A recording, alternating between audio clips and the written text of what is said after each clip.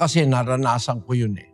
Susuklian ka, sobra. Maisip mo ngayon, ay, hindi naman ako may kasalanan, sabi ni Satanas. Huwag mo na soli, hindi naman ikaw may kasalanan. Lagi kong ginagawa, pag nararamdaman ko na huwag ko nang isoli, sosoli ko. Kasi ang sabi ng Diyos, huwag kang mag-iimbot. Huwag mo imbutin ng asawa, huwag mo imbutin ng bukid, huwag mong iimbutin ng baka, huwag mong iimbutin ang anumang bagay ng iyong kapwa. Sinuklian ka ng sobra, kanya yun eh. Huwag mo iimbutin, sosoli mo.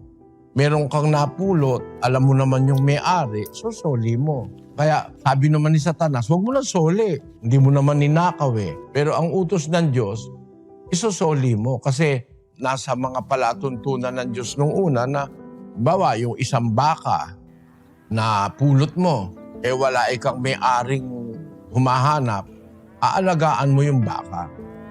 Pero pag dumating yung may-ari, sosoli mo. Yun ang utos ng Diyos. Ibig sabihin, inaalis ng Diyos sa atin yung pag-iimbot.